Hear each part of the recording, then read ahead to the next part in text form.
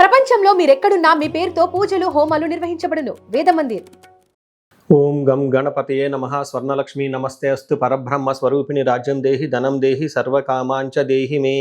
గణపతి మనందరికీ మంచి బుద్ధిని సిద్ధిని సక్సెస్ని ఇవ్వాలని చెప్పేసి కోరుకుంటూ, స్వర్ణలక్ష్మి అమ్మవారు మన అందరికీ చక్కగా బ్రహ్మ జ్ఞానాన్ని కలిగించాలని, తద్వారా మనం ప్రతిదాన్ని శోభాయమానంగా చూస్తూ ఎప్పుడు మనకి దుఃఖం అనేది లేకుండా ఉండాలని చెప్పేసి, ఎప్పుడు ఆనందభరితంగా ఉండాలని చెప్పేసి అమ్మవారిని కోరుకుంటూ, అమ్మవారిని అలానే మనందరికీ చక్కగా సమృద్ధిగా ధనాన్ని ఇవ్వాలని చెప్పేసి, భాగ్యాన్ని ఇవ్వాలని చెప్పేసి కోరుకుంటూ, అంతేకాకుండా మనందరికీ రాజ్యం ఖచ్చితంగా ఒక అథారిటీ, పవరు, స్టేటస్, ఒక దర్పం అవన్నీ మనకు అమ్మవారు ఇవ్వాలని చెప్పేసి కోరుకుంటూ, వీటితో పాటుగా సర్వకామార్థ సిద్ధి, మన మనసులో అనుకున్న ముఖ్యమైన కోరికలన్నీ చక్కగా నెరవేరాలని చెప్పేసి అమ్మవారిని మనం కోరుకుందాం. సో మనం జూలై మంత్ రాశి ఫలాల గురించి మాట్లాడుకుంటున్నాం కాబట్టి, జూలై మంత్ చాలా ముఖ్యమైన అనేక రకాలైన విశిష్టతతో కూడుకొని ఉంది. ఇందులో మనం కొన్ని ముఖ్యంగా చర్చించుకుందాం. ఒకటి, ఈ మాసం వచ్చేటప్పటికి ఫస్ట్ 15 డేస్ నిజ జ్యేష్ఠ మాసంతో ఉంటుంది, తర్వాత ఆషాఢ మాసంతో ఉంటుంది.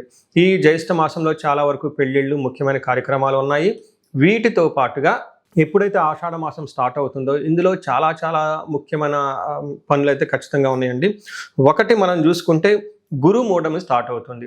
ఎప్పుడైతే గురుమూఢం స్టార్ట్ అవుతుందో, ఈ గురుమూఢమి మనకి జూలై 15 నుంచి ఆగస్టు 13 వరకు ఉంది. ఈ డేట్స్లో మనకి వివాహాలు కానివ్వండి, గృహ ప్రవేశాలు లాంటివి శుభకార్యాలు ఎక్కువగా చేయరు. అది ఒకసారి గమనించవలసిందిగా కోరుతున్నాను. వీటితో పాటుగా మనకి ఇంకొక ముఖ్యమైనది ఏమవుతుందంటే, మనకి దక్షిణాయనం స్టార్ట్ అవుతుంది 17వ తారీఖు నుంచి. అక్కడ నుంచి ఇప్పటిదాకా ఉన్న ఉత్తరాయణం కంప్లీట్ అయిపోయి దక్షిణాయనం స్టార్ట్ అవుతుందని గమనించాలి. తర్వాత 25వ తారీఖున మనకి తొలి ఏకాదశి స్టార్ట్ అవుతుంది. దానికి ముందుగా చాతుర్మాస వ్రతం అని చెప్పేసి 4 మాసాలు ముఖ్యమైన మాసాలుగా చాతుర్మాస వ్రతం కూడా ఇందులోనే స్టార్ట్ అవుతుంది. ఇంకొకటి లాస్ట్ అండ్ ఫోర్మోస్ట్ ఇంపార్టెంట్, ఈ 14వ తారీఖు నుంచి 22వ తారీఖు వరకు మనకి మనకి ఆషాఢ నవరాత్రులు అని చెప్తారు. వీటిని ఏమంటారు? గుప్త నవరాత్రులు అంటారు, లేకుంటే వారాహి నవరాత్రులు అని చెప్పేసి చేస్తూ ఉంటారు. ఈ నవరాత్రులు కూడా ఎంతో విశిష్టత కలిగి ఉంది. పర్సనల్గా ఈ 9 రోజులు నేను కూడా చక్కగా సింపుల్గా చేస్తాను, పెద్ద పెద్ద హడావుడిగా చేయకుండా. ఇలా చేసుకునే వాళ్ళందరికీ ఎంతో బాగా ఉపయోగకరంగా ఉంటుంది. లాస్ట్లో ఈ మంత్ మనకి గురు పూర్ణిమతో ఈ మాసం అనేది పూర్తి అవుతుంది. ఇన్ని రకాల విశిష్టత కలిగిన ఈ మాసంలో జ్యోతిష శాస్త్రం ప్రకారంగా కూడాను 3 ముఖ్యమైన గ్రహాలు మారుతూ ఉన్నాయన్నమాట. ఆ గ్రహాలు మనం ఏంటో చూసుకుంటే, జూలైలో 4వ తారీఖు, 7వ తారీఖు, 16వ తారీఖు, 21వ తారీఖు, ఇలా జూన్ అంటే 3 గ్రహాలు మారుతున్నాయి. ఈ మారి గ్రహాలు శుక్రుడు, బుధుడు, సూర్యుడు గ్రహాలు కూడా ఉన్నాయి. 4వ తారీఖు వచ్చేటప్పటికి శుక్రుడు, బుధుడు వచ్చి 7వ తారీఖు, 16వ తారీఖు సూర్య భగవానుడు మారుతూ ఉన్నారనమాట. ఈ యొక్క 3 గ్రహాల యొక్క ప్రభావం మనకి జూలై మంత్లో ఎలా ఉండబోతుందో మనం తెలుసుకుందాం. సో మనం కన్యరాశి ఫలితాలు చూసుకుంటే మిక్స్డ్గా ఉందని మనం చెప్పుకోవచ్చు. మనం జనరల్గా 4 గ్రహాలు మంత్లీ మారుతూ ఉంటాయి. అవి సూర్యుడు, కుజుడు, బుధుడు, శుక్రుడు. ఈ 4 గ్రహాలు దాదాపు నెలకు ఒకసారి మారుతూ ఉంటుంది. కుజుడు మాత్రం 40 డేస్కి మారుతూ ఉంటాడు. మనం ఎప్పుడైతే మంత్లీ ఫలాలు చెప్పుకుంటూ ఉంటాం, ఈ 4 గ్రహాల యొక్క ప్రభావాన్ని మనం మనసులో పెట్టుకొని చెప్పడం జరుగుతూ ఉంటుంది. అందులో భాగంగా 4 గ్రహాలు చూసుకుంటే 2 గ్రహాలు చాలా అనుకూలంగా ఉంది ఈ రాశి వాళ్ళకి, 2 గ్రహాలు మాత్రం మిక్స్డ్గా ఉంది. అంటే టోటల్గా ఒక 70% బాగుంది, కానీ ఒక 30% కొంచెం ప్రాబ్లమాటిక్గా ఉందని గమనించుకోవాలి. మనం విషయాలు డీటెయిల్గా కనుక చూసుకుంటే, కన్యరాశిలో ఇందులో పాదాలు ఉత్తర 2, 3, 4 పాదాలు, హస్త 1, 2, 3, 4 పాదాలు, చిత్త 1, 2 పాదాలు అంతా ఈ రాశిలో ఉంటారు. పేరు బలం బట్టి మనం చూసుకుంటే టో, పా, పీ, పో, ఠా, నా, పే, పో అన్న లెటర్స్ అంతా కూడా ఈ రాశిలో ఉంటారని గమనించాలి. మనకి మహర్షులు సూక్ష్మ గోచారం, లఘు గోచారం అన్న కాన్సెప్ట్ ఇచ్చారండి. ఈ కాన్సెప్ట్ ప్రకారం చూసుకుంటే ఎలా ఉంటుందంటే, 4 గ్రహాలు విత్తలాభం, దేహరుజం, శేష సౌఖ్యం, అర్ధప్రాప్తిం అని చెప్తారు. అంటే 4 ముక్కల్లో సింపుల్గా చెప్పాలంటే, వీళ్ళకి ఈ టైంలో ధన ప్రవాహం వచ్చే అవకాశం ఎక్కువగా ఉంది, శారీరకంగా హెల్త్ కాంప్లికేషన్స్ ఉండే అవకాశం ఎక్కువగా ఉంటుంది, ఆల్రౌండ్ ప్రాస్పెరిటీ ఉంటుంది, ఫైనాన్షియల్గా కూడా అభివృద్ధి ఉంటుందని మనం చెప్పుకోవచ్చు అనమాట. మనం ఒక్కొక్క గ్రహాన్ని చూసుకుంటే, సూర్యుడు 11వ స్థానంలో ఉండటం ఒక మంచిది. సూర్యుడు గ్రహరాజు కాబట్టి ఆయన ఎంత చక్కగా బాగుంటే మిగతా అన్ని గ్రహాలు కూడా దాదాపు అనుకూలంగా ఉంటాయని మనం చెప్పుకోవచ్చు. సూర్యుడు 11వ రాశిలో ఉండటం వల్ల మనకి సంస్కృతంలో మహర్షులు ఏం చెప్తారంటే, అర్ధచ్చ స్వకులాచార గృహే నిత్య ఉత్సవం శుభం నిత్య మాధుర్య భుక్తిచ్చ లాభే ఏకాదశి అని చెప్తూ ఉంటారు. అంటే ఏకాదశిలో 11వ స్థానంలో రవి ఉంటే ఏమవుతుంది, అర్ధచ్చ ధనానికి సంబంధించి చాలా బాగుంటుంది. స్వకులాచార అంటే ఇంట్లో ఉత్సవాలు సెలబ్రేషన్ చేసుకోవటం, పెద్దవాళ్ళు చెప్పిన విధంగా అన్ని పనులు చేసుకోవటం, ఇంతే కాకుండా గృహే ఉత్సవం శుభం, గృహములో ఉత్సవం జరుగుతుంటుంది, శుభకార్యాలు జరుగుతూ ఉంటుందని చెప్తూ ఉంటారు. నిత్య మాధుర్య భుక్తిచ్చ, నిత్యం ప్రతిరోజు చక్కగా మంచి తీపి పదార్థాలు తింటూ ఉత్సాహంగా చలాకీగా ఉంటారని చెప్పుకోవచ్చు. ఇది సూర్యుడు చాలా మంచి చేస్తున్నాడని చెప్పుకోవచ్చు. అయితే కుజుడు కొంచెం మిక్స్డ్గా ఉంది. కుజుడి విషయంలో కొంచెం జాగ్రత్తగా ఉండాలి. కుజుడు ఏం చేస్తారు అంటే, కుజుడు 9వ స్థానంలో ఉండటం వల్ల అశనాచ్చ ధనశూన్యం, శోషణం, దేహపీడనం, స్థాననాశనం, విరోధం చ నవమస్తద్ భవేత్ భృగు అంటారు. అంటే 9వ స్థానంలో నవమస్తద్ భవేత్ ధారాసుతే. ఇప్పుడైతే 9వ స్థానంలో కుజుడు ఉంటే ఏమవుతుందంట, అశనాచ్చ అంటే అన్న వస్త్రాలకు కొంచెం ఇబ్బందులు పడే అవకాశం ఎక్కువగా ఉంటుంది.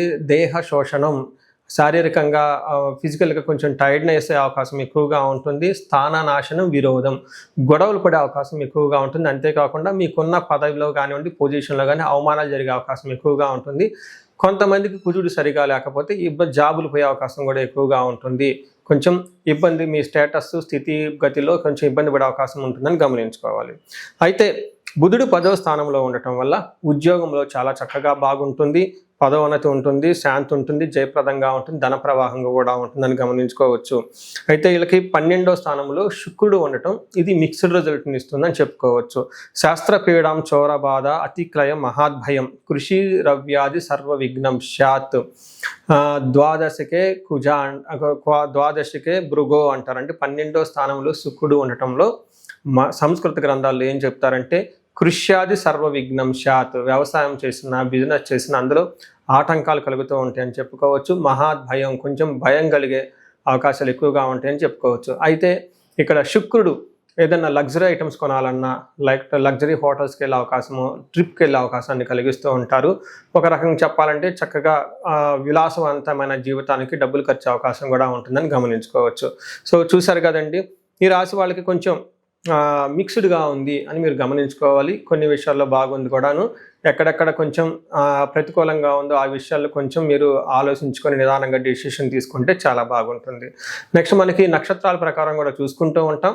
నక్షత్రాల ప్రకారం చూసుకుంటే ఉత్తర ఫాల్గుని, హస్త, చిత్త నక్షత్రాలు ఉంటాయి. ఉత్తర ఫాల్గుని నక్షత్రం వాళ్ళకి లాభప్రదంగా ఉంటుంది. పరవాసము, ఫారిన్లో ఉండే అవకాశం ఎక్కువగా ఉంటుంది. వీళ్ళకి అతి భయము, నాశనము, అనుకున్న పనులు ఏదో కాకుండా ఇబ్బంది పడిపోయే అవకాశం ఉంటుంది. తర్వాత అతిగా భయపడే అవకాశం కూడా ఉంటుంది. హస్త నక్షత్రం వాళ్ళకి క్షేమంగా ఉంటారు. దేహ పీడనము, అతి భయము, పరవాసము చూపిస్తూ ఉంటుంది. నెక్స్ట్ చిత్తా నక్షత్రం వాళ్ళకి లాభప్రదంగా ఉంటుంది, క్షేమంగా ఉంటుంది ఈ మంత్ అంతా. అయితే వీళ్ళకి ఛాలెంజ్ ఏంటంటే శారీరకంగా ప్రాబ్లమ్స్ ఉంటాయి, అనవసరంగా అతిగా భయపడే అవకాశం కూడా ఎక్కువగా ఉంటుంది. సో ఇది మీరు అతి భయము, కుజుని వల్ల భయపడే పరిస్థితులు ఉంటాయని గమనించుకోవాలి. ఇంతే కాకుండా వీళ్ళకి హస్త నక్షత్రం వాళ్ళు పర్టికులర్గా పూర్వకాలంలో పశునాశనం అంటారు. ఎవరైనా అగ్రికల్చరల్ ఇలాంటి ఎవరైనా ఉంటే వాళ్ళకి పశువులకు కొంచెం ప్రాబ్లం వచ్చే అవకాశం ఉంటుంది. ఇన్ కేస్ సిటీలోను ఎన్ఆర్ఐలు ఉంటే వాళ్ళకి ఉద్యోగాల మీద ఎక్కువ ఉంటారు కాబట్టి వాళ్ళకి సపోర్ట్, రిసోర్సెస్ ఏమైనా ఉంటే అవి సపోర్ట్ లేకుండా ఇబ్బంది పడే అవకాశం ఎక్కువ ఉంటుందని గమనించుకోవాలి. సో ఈ రాశి వాళ్ళకి ఏదైనా గనక పరిహారాలు గనక చెప్పుకుంటే, కుజుడు వల్ల కొంచెం ఇబ్బందులు ఎక్కువగా ఉన్నాయి కాబట్టి కుజుడికి సంబంధించి సుబ్రహ్మణ్యేశ్వర స్వామి ఆరాధన చేసినా చాలా చక్కగా ఉంటుంది. కుజుడికి సంపూర్ణమైన శాంతి పూజలు అని ఉంటాయి. ఈ శాంతి పూజలు చేపిస్తే ఇంకా చాలా బాగుంటుంది. ఇక్కడ శాంతి పూజలు అంటే జపాలు, దాన తర్పణ, హోమాలు అని చెప్తూ ఉంటారు. ఇవి చేపిస్తే చక్కగా కుజుడికి గ్రహానికి బలం పెరిగి చాలా చక్కగా ముందుకు తీసుకెళ్లే అవకాశం ఎక్కువగా ఉంటుంది. పరిహారాల్లో భాగంగా ఈ రాశి వాళ్ళు ముఖ్యంగా నేనేం చెప్తానంటేనండి, ఇది గోచార రీత్యం అంటే గోచార ఫలితాలు అని చెప్తూ ఉంటారు. అయితే మీ ఇండివిడ్యువల్ యొక్క జన్మరాశిలో చూడటం కూడా చాలా ఇంపార్టెంట్. ఈ గోచార రీత్యాలతో పాటు మీకు ఇండివిడ్యువల్గా ఉన్న దశాభుక్తి ఏంటి, ఏమైనా శాపాలు ఉన్నాయి, ఏమైనా గ్రహ దోషాలు ఉన్నాయో జ్యోతిష శాస్త్రంలో ప్రకారం అనాలిసిస్ చేసుకోవడం చాలా ఇంపార్టెంట్. ముఖ్యంగా ఎవరికైతే ఏజ్ 40 years ±5 years ఉంటుంది, అంటే 35 to 45 years ఏజ్ ఉండి మధ్యలో మీకు ఎక్కడైనా కనుక కెరీర్లో గ్యాప్ వచ్చినా, లేదంటే అనుకున్న పనులు కాకపోతున్నా, మధ్యలో స్టాగ్నేట్గా అనిపించినా, లేదంటే ఏదైనా ఒక గందరగోళమైన పరిస్థితి, కయోటిక్ పరిస్థితిలో మీరు ఇన్వాల్వ్ అయ్యారు, తెలవకుండా అవుట్ ఆఫ్ యువర్ కంట్రోల్ వెళ్తూ ఉంది అనుకుంటే ఖచ్చితంగా మీ జన్మ జాతకం చూపించుకోవడం చాలా చాలా ఇంపార్టెంట్. ఎందుకు అంటే మనకు మోడర్న్ సైకాలజీలో, మోడర్న్ సైన్స్లో ఇది మిడ్ లైఫ్ క్రైసిస్ అంటారు. కానీ జ్యోతిష శాస్త్రం దీనికి చాలా విధాలైన పరిష్కారాలను చూపిస్తుంది. ఈ టైంలో 2 ముఖ్యమైన విషయాలు జరుగుతూ ఉంటుంది. అలా మీ గ్రోత్ కనుక ఆగిపోయి ఉంటే, ఫస్ట్ మీకేమైనా శాపాలు ఉన్నాయా, ఆ శాపాలు ఈ టైంలో యాక్టివేట్ అయ్యా అని చూసుకోవాలి.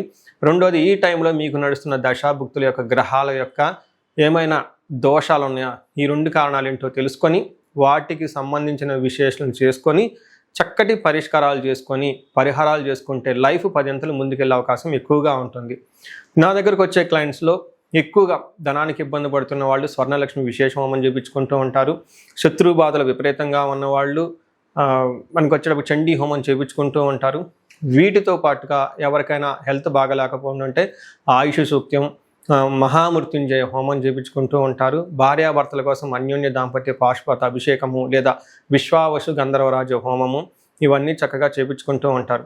ఎలాంటి పరిస్థితులు మీకున్నా, ఎలాంటి సమస్యలు మీకున్నా, లేదంటే ఎలాంటి క్లారిఫికేషన్ మీకు కావాలనుకున్నా కానీ, ఫ్యూచర్ గురించి ప్లాన్స్లో కన్ఫ్యూజన్ ఉన్నా కానీ ఒక్కసారి మీ జన్మ జాతకం చూపించుకొని ఆ జాతకంలో ఏ ప్రకారంగా ఉందని తెలుసుకొని చక్కటి పరిష్కారాలు చేసుకుంటే లైఫ్ అనేది 10 అంతలు ముందుకెళ్ళే అవకాశం ఉంటుంది. మీ అందరికి అష్టైశ్వర్యాలు కలగాలని, భోగభాగ్యాలు కలగాలని చెప్పేసి నేను కోరుకుంటున్నాను. నమస్తే.